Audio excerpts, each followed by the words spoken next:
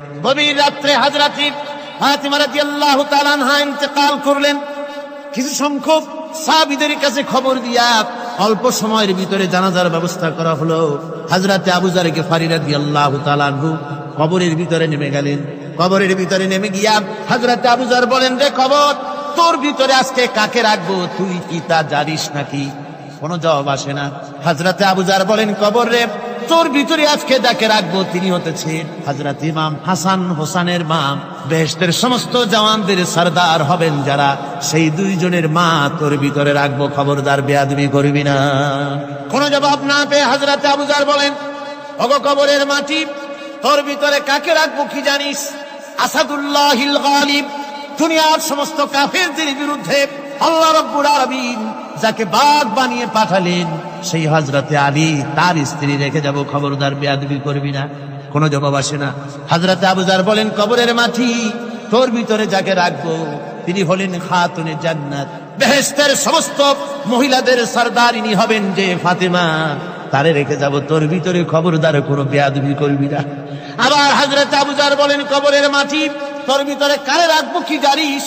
তোর ভিতরে আজকে যাকে রেখে যেতেছি তিনি হলেন আখেরি জামানার পয়গম্বর বিশ্বনবী জনাবে মুহাম্মদ রাসূলুল্লাহ সাল্লাল্লাহু আলাইহি ওয়াসাল্লামের কলিজার টুকরা মা ফাতেমাকে তোর ভিতরে রাখবো, খবরদার কবরের মাটি বেয়াদবি করবি না। কিতাবে এসেছে হযরত আবু যরকে বাড়ি শুনতে পেলেন, আওয়াজ এলো, কে যেন বলতেছে, রে আবু যর, আমি ফাতেমা কি চিনি না, হাসান হোসেনের মা কি চিনি না, আলীর স্ত্রী চিনি না, রাসূলের মেয়ে মা ফাতেমা কি চিনি না। আমল যদি ভালো হয় আমার ভিতরে, আমল ভালো নিয়ে যে আসবে শান্তিতে থাকবে, আর আমল যদি খারাপ হয় আমার ভিতরে, তার অবস্থা চূড়ান্ত হয়ে যাবে। আমার ভাইরা, আমার বন্ধুগণ, আমলের উপরে ভিত্তি করে কিয়ামতের দিন নাজাত হবে। আমল যদি খারাপ হয়ে যায়, কিয়ামতের দিন কেউ তাকে বাঁচাতে পারবে না। এই জন্য কিয়ামতের ময়দানে, হাসরের দিনে আল্লাহর হাবিব জনাবে মুহাম্মদ রাসূলুল্লাহ সাল্লাল্লাহু আলাইহি ওয়াসাল্লাম সিজদায় পড়ে কাঁদতে থাকবেন। আল্লাহ রাব্বুল আলামিন বলেন, হাবিব রে, আপনি কাঁদেন কেন? আজকে তো আপনার কাঁদার দিন না। আমি আপনাকে মাকামে মাহমুদ দান করেছি, আমি আপনাকে কাউসার দান করেছি। আপনার আজকে সম্মানের দিন, মর্যাদার দিন, কাঁদেন কেন? আল্লাহর হাবিব বলবেন, রব্বুল আলামিন, মাকামে মাহমুদ পেয়েছি, কাউসার পেয়েছি, কান্দি এই জন্য আমি দেখতে পাচ্ছি আবার সামনে দিয়া ফেরেশতারা আমার উম্মতগুলি জাহান্নামের দিকে নিয়ে যায়। আল্লাহ রাব্বুল আলামিন বলবেন, ওগো আমার হাবিব, আমি আপনাকে ক্ষমতা দিলাম, আপনার জান্নাতি উম্মতগুলি আপনি বেছে নেন। আল্লাহর হাবিব তার জান্নাতের উম্মতগুলি বাঁচতে থাকবেন। হযরত আয়েশা বলেন, ইয়া রাসূলুল্লাহ, কিয়ামতের ময়দানে লক্ষ কোটি কোটি মানুষের ভিতরে আপনার জান্নাতি উম্মত আপনি চিনবেন কি করে? হুজুর বলেন, আয়েশা, কোন একটি ঘোড়ার কপাল যদি থাকে সাদা, এই সাদা কপালওয়ালা ঘোড়াটা যদি অসংখ্য ঘোড়ার ভিতরে যদি হারিয়ে যায়, তাহলে সাদা কপালওয়ালা ঘোড়ার মালিক তার ঘোড়াকে পাবে কিনা বলো? হযরত আয়েশা বলেন, হুজুর, অনায়াসে পাবে। আল্লাহ রাব্বুল আলামিনের হাবিব বলেন, আয়েশা রে, কিয়ামতের ময়দানে আমার যেই উম্মতেরা নামাজি ছিল, দিনদার ছিল, পরেজগার ছিল, দুনিয়ার বুকে ঈমান নিয়ে যারা চলাফেরা করেছে, আমার দিন কায়েমের, আল্লাহর দ্বীনের জন্য যারা কাজ করেছে, ওদের চেহারা নূর চমকাতে থাকবে, ঈমানের নূর কিয়ামতের দিন চমকাতে থাকবে। সেই ঈমানের নূর দেখে দেখে আমি আমার জান্নাতি উম্মতগুলি আমি বেছে নেব। হযরত ফাতিমা রাদিয়াল্লাহু তাআলা আনহাকে রাসূলুল্লাহ সাল্লাল্লাহু আলাইহি ওয়াসাল্লাম অত্যন্ত ভালোবাসতেন, মহব্বত করতেন তার স্ত্রীদেরকেও। তার স্ত্রীরাও রাসূল করিম সাল্লাল্লাহু আলাইহি ওয়াসাল্লামকে ভালোবাসতেন প্রাণ উজাড় করে দিয়ে। নবীজি বলেছেন, কন্যার পিতাদেরকে গালি দিও না। অনেকে টিটকারি করে, বারবার মেয়ে হয়, ছেলে একটাও হয় না, সেই জন্য টিটকারি বটকারি করে। আল্লাহর নবী বলেছেন, মেয়ের পিতাকে গালি দিও না, ঠাট্টা করো না, যেহেতু আমি মুহাম্মদ রাসূলুল্লাহ সাল্লাল্লাহু আলাইহি ওয়াসাল্লাম, আমি মেয়েদের পিতা, আমি নিজে মেয়েদের পিতা। খাও না, মেয়েদের পিতাকে গালি দিও না। রাসূলুল্লাহ বলেছেন, আকাশের নিচে জমিনের উপরে খাদিজার মতো মহিলা আর নাই। সেই হযরতে খাদিজা রাসূলের 4টি মেয়ে পেটে ধারণ করেছিলেন। সুবহানাল্লাহ। মেয়ের প্রতি রাসূলুল্লাহ যথেষ্ট মহব্বত করতেন। মেয়েকে খুব ভালোবাসতেন হুজুর সাল্লাল্লাহু আলাইহি ওয়াসাল্লাম। হুজুরের কলিজার টুকরা ছিলেন মা ফাতিমা রাদিয়াল্লাহু তাআলা আনহা। হুজুর যখন কোথাও যেতেন সকলের শেষে দেখা করতেন ফাতেমার সঙ্গে, আর বিদেশ থেকে সফর করে এসে সকলের আগে দেখা করতেন ফাতেমার সঙ্গে। সুবহানাল্লাহ। রাসূলুল্লাহ আরো বলেছেন, তোমরা যখন বাজারে যাবে বা ব্যবসা করতে যাবে বা বিদেশে যাবে, আসার সময় যে সব হাদিয়া নিয়ে আসো। আমরা যখন বাইরে যাই, বাজারে যাই, কিছু হাদিয়া আনি না? জামা, কাপড়, চকলেট ইত্যাদি আমরা আনে থাকি।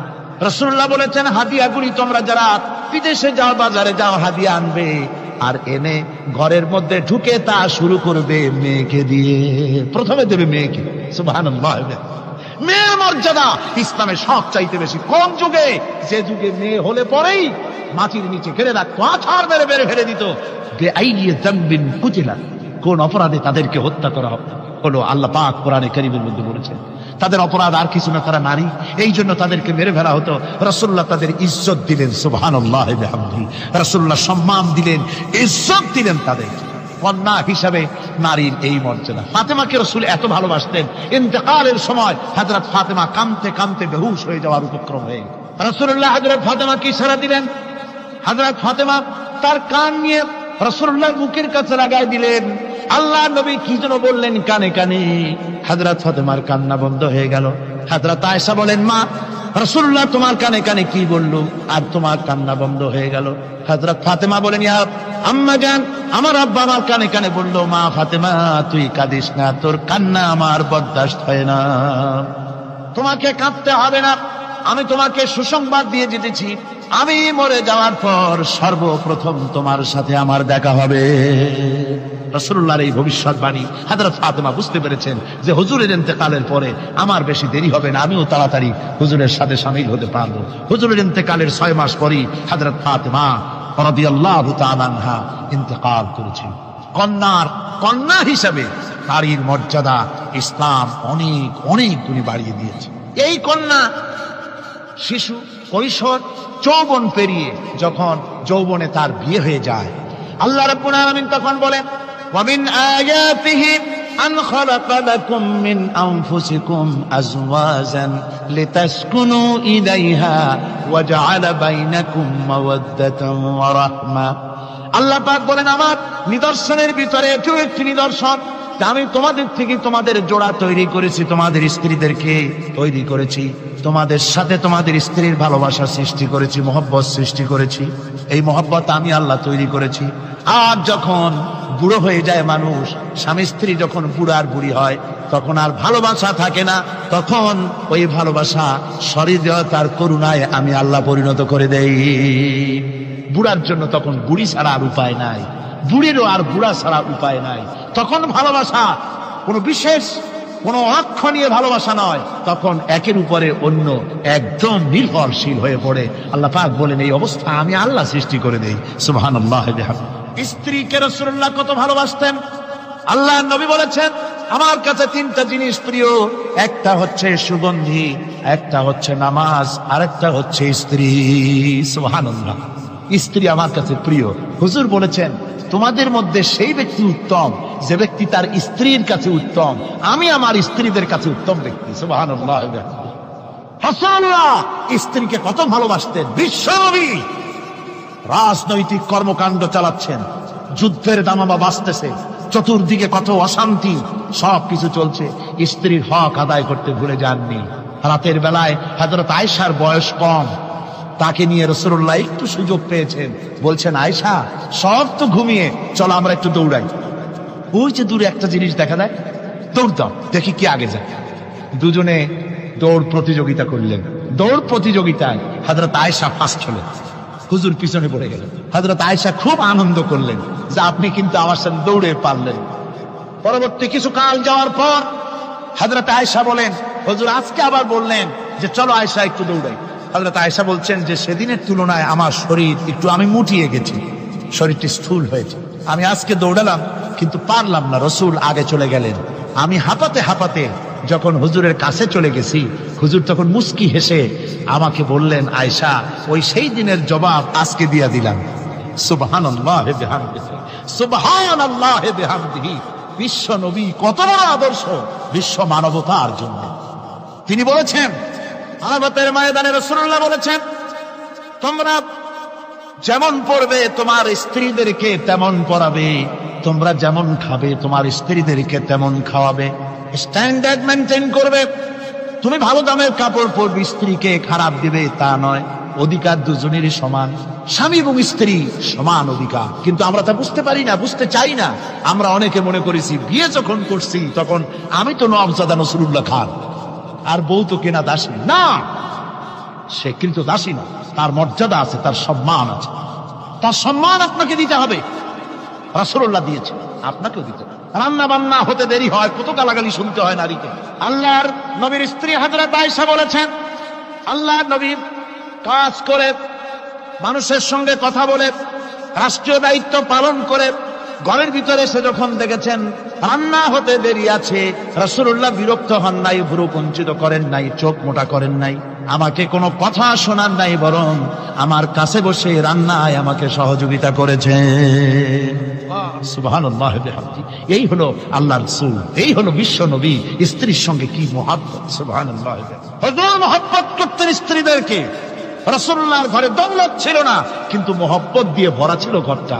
হুজুরের ঘরে ফ্রিজ নাই, এসি নাই, হুজুরের ঘরে কার্পেট নাই, হুজুরের ঘরের মধ্যে জাজির নাই, তোশক নাই, বড় বড় কম্বল নাই, আরামের কোনো জিনিস নাই, মডার্ন ইকুইপমেন্টস কিচ্ছু নাই, দৌলত নাই, কিন্তু মহব্বত দিয়ে ঘরটা ভরা।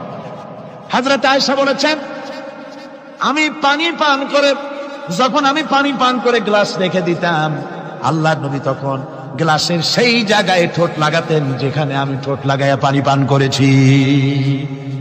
আমি গোশত চিবোতাম, রাসূলুল্লাহ আমার হাত থেকে গোশত টুকরা নিয়া সেই জায়গায় চিবোতেন যেখানে আমি চিবোয়েছি। সুবহান